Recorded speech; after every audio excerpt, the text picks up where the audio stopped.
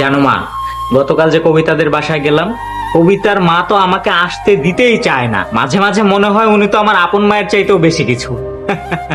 এক বেলার আদর পেয়ে নিজের মায়ের সাথে অন্য কারো তুলনা করিস না বাবা। অবশ্যই তুলনা করব। আমার তো মাঝে মাঝে মনে হয় তুমি আমার শাশুড়ি, উনি আমার মা, নিজের সন্তানের মতো স্নেহ করে।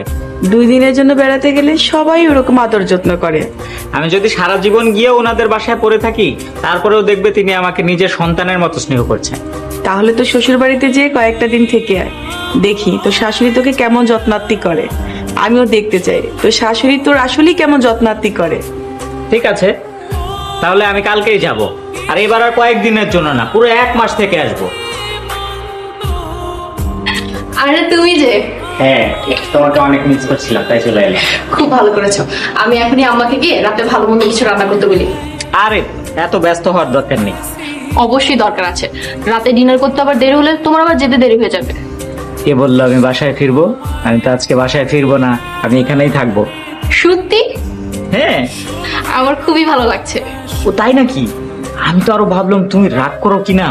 আমি অনেক খুশি হয়েছি। যাও তুমি গিয়ে ফ্রেশ হয়ে নাও, আমি মার কাছে যাচ্ছি। আচ্ছা। তুমি তো আমার একমাত্র মেয়ে জামাই, তোমরা বেড়াতে আসলে আমার কাছে তো ঈদের মতো আনন্দ লাগে। আম্মা, আপনি আসলে আমাকে অনেক স্নেহ করেন। কালকে সকালে অফিসে যাবে কখন? আমাকে বললে আমি তোমাকে জাগিয়ে দিব। জাগিয়ে দিতে হবে না, অফিস থেকে 1 মাসের ছুটি নিয়েছে। তাই নাকি? এবারে ছুটিটা আরো ভালো কোনো জায়গায় কাটাবো। বলো কি, তুমি কি থাইল্যান্ড বা সিঙ্গাপুরে যাওয়ার চিন্তা করছো? আমরা এবারে পুরো ছুটিটা তোমাদের বাসায় কাটাবো। 2-1 দিন থাকা যায়, তাই বলে 1 মাস? এই শোনো না, আমরা কয়েকটা দিন এখানে থেকে বাকি ছুটিটা কক্সবাজার বা বান্দরবনে ঘুরে আসি, চল। আমার ডিসিশন ফাইনাল, আমি এবারে পুরো ছুটিটা তোমাদের এই বাড়িতেই কাটাবো। মা, তোমাদের জামাই তো অফিস থেকে 1 মাসের ছুটি নিয়েছে। তাই এবার ঠিক করেছি যে এবার পুরো ছুটিটা আপনাদের সাথে কাটাবো। ও আচ্ছা, তা নিজের বাড়িতে কয়েকটা দিন কাটালে তো পারতে। তোমার মাও তো চায় তার ছেলে তার সাথে কয়েকটা দিন থাকুক। না না আম্মা, মাকে সবকিছু বুঝিয়ে বলেছি, মা নিজেই তো সম্মতি দিয়েছেন। সিএম যে এবারে সে এতদিন থাকবে তুই জানতি না? আমাকে তো কিছুই বলেনি, হঠাৎ করেই বললো যে ও অফিস থেকে ছুটি নিয়েছে। শ্বশুর বাড়িতে এসে মানুষ এতদিন থাকে। ফ্রিজে না মাছ মাংস কিছু ছিল না, আমার একদম মনে ছিল না বাবা। না না মা, কোনো সমস্যা নেই। আর তাছাড়া প্রতিদিন মাছ মাংস খেতেও ভালো লাগে না, আজকে না হয় ডাল সবজি দিয়েই খাই।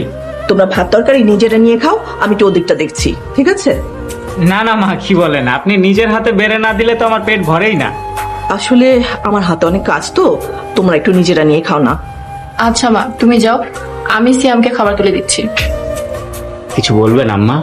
হ্যাঁ, ওই নিচে গিয়ে দেখি না দারোয়ান নাই, আর এদিকে আমার রান্নাঘরে লবণ নাই। তুমি একটু তাড়াতাড়ি ওই পাড়ার দোকান থেকে 1 প্যাকেট লবণ নিয়ে আসো না, যাও। ইয়ে আম্মা, একটু পরে যাই। কি বলো? চুলায় রান্না বসিয়েছি, লবণ ছাড়া চলবে? অলসতা না করে একটু তাড়াতাড়ি যাও। তাছাড়া সারাদিন শুয়ে বসে থাকলে শরীরে তো রসবাত হয়ে যাবে, হাত পা একটু নাড়াচাড়া তো করতে হবে, তাই না? জি আম্মা।